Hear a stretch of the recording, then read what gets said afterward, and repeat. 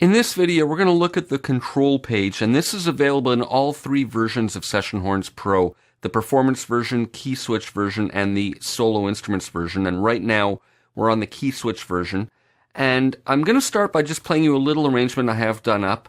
And in the main window, you can see I'm in Smart Voice Split, and this is with no articulation switching or anything. I just want to play you this little sequence that I have as it is, and we're going to go through different variations of it using different features on the control page.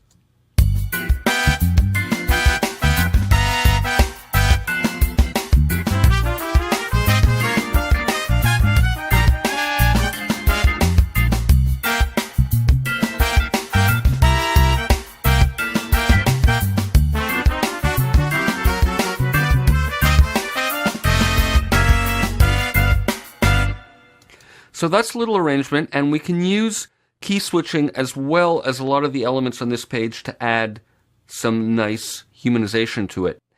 So let's listen to that same thing now with some key switching, and you can see in the score here that they're messing things up, and we can restrict that from view, but instead I'm just going to show you a graphic view, and we can see the key switch notes at the bottom. You can see them in the region here, and I have them in blue over here.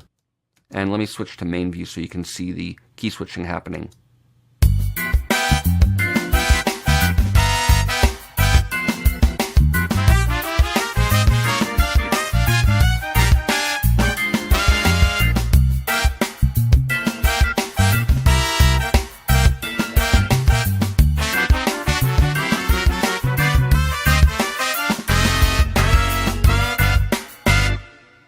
So key switching already adds a lot, and now let's look at some of the control page functions.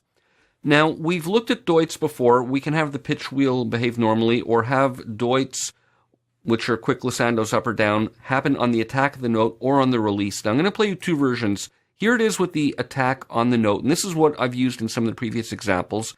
But let me play it for you just to familiarize you with the sound of it, and then we'll do a version using it on release.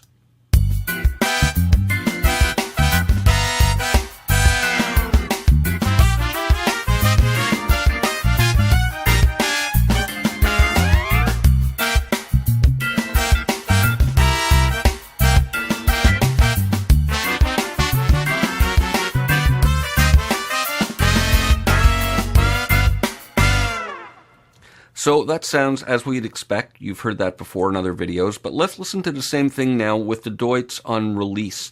And I've edited some of the note lengths and some of the pitch bend scoops to accommodate the doit on release effect. And you'll hear that the longer the note is, the more you'll hear the obvious effect of the doit happening only at the end.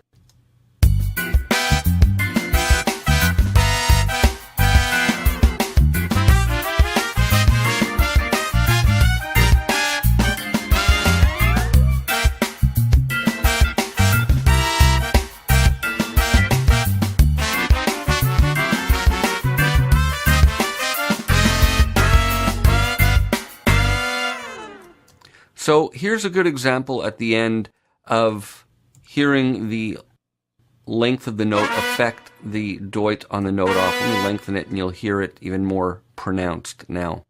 Oh, I want to catch that key switch.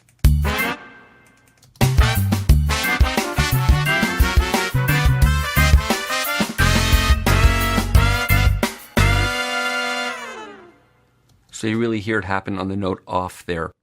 Now, I want to look at another feature in the control window. We can control dynamics either with velocity or expression.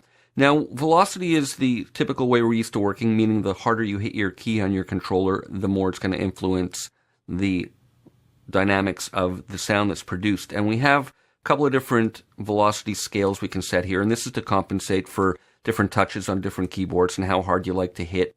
It just basically alters the velocity response curve on your keyboard.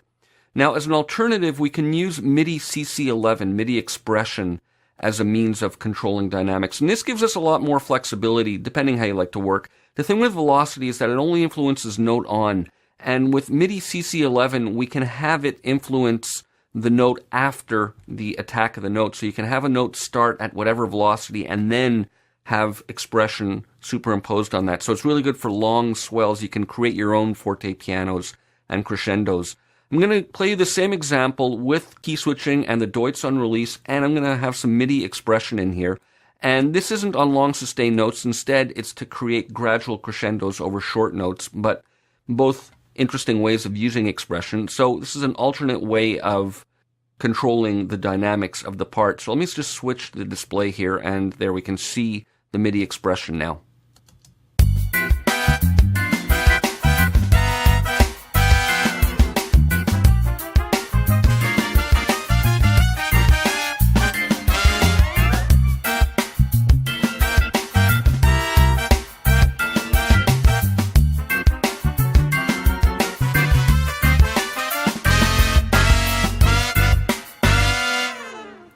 So MIDI expression, and when we're using this, the velocity map, of course, is not available as it only applies to velocity sensitivity.